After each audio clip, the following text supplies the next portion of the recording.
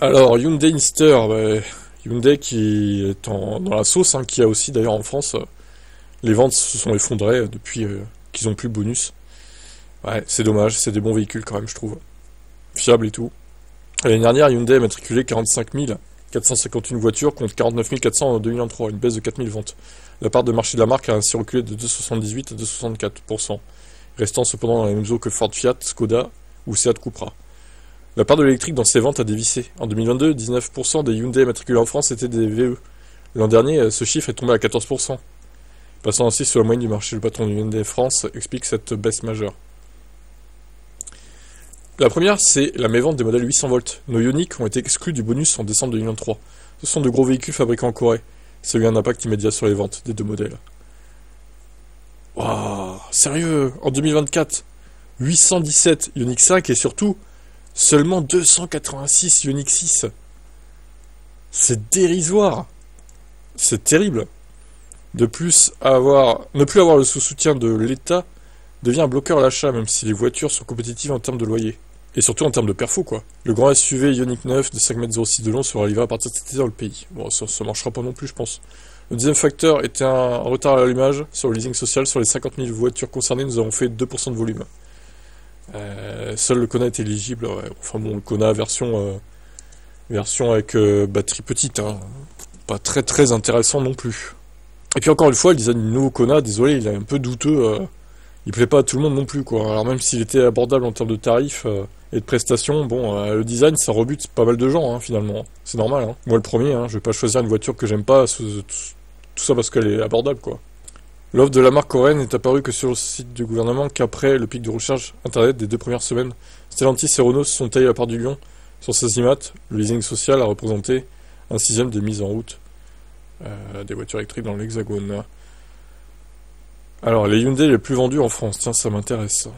Hyundai Tucson, 25e, 15 858 ventes. Le Kona, 36e, dont environ 4500 versions électriques. Donc, un tiers des ventes en VE. Ok, bon, c'est pas si mal. Hyundai i20 et Hyundai Bayon, ok. Pour une Inster, nous avons une ambition de vente à 5000 voitures. C'est tout. Pour une si petite citadine, 5000 seulement. Ça placerait la puce aux étiages de la IC4, Volvo X30, Volkswagen ID4 ou Skoda Enyaq. Chez nous, le potentiel de la catégorie est important, un peu plus grosse que la Hyundai Inster. La Renault 5 a été matriculée à 10 000 exemplaires sur les 3 derniers mois de l'année dernière. Et ce, alors même que les versions les moins chères n'ont pas encore été lancées. Ouais, mais encore une fois, le design de la Inster, il est quand même particulier, hein.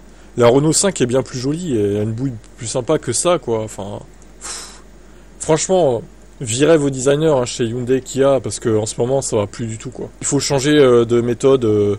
Il faut produire des voitures qui font rêver et pas des trucs comme ça, parce que ça ressemble à rien, vraiment, hein. Désolé de le dire, mais j'aime bien ces marques, hein, pourtant c'est pas le problème. J'en ai eu 2 dans ma vie, Hyundai Kona et Niro maintenant, mais les designs étaient encore acceptables à l'époque. Le premier Kona, en vrai, il était sympa, je trouve.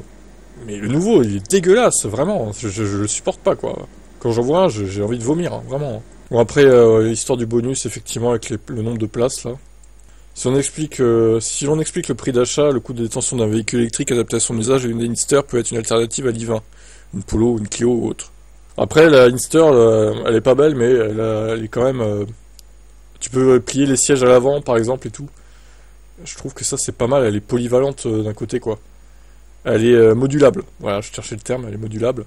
Donc ça peut être un argument de vente. Mais bon, le design, c'est un peu douteux quand même. La Ioniq 6, j'aime bien, par contre, ça va, je la trouve belle, mais elle est trop chère, quoi. Elle est bien trop chère, bien trop grosse. Il faudrait faire une petite Ioniq 6, en fait. Un peu comme la Ioniq 28 de l'époque, mais en version plus compacte, on va dire. Une berline compacte, quoi. Ça serait l'idéal, mais bon. Et je pense pas qu'ils feront ça, du coup. Ça a pas l'air d'être prévu. Bon, bah Hyundai, c'est en train de se casser la gueule en France, en tout cas. Dans les autres pays, ça va peut-être mieux, mais en France, Hyundai Kia, ça va plus. Dommage.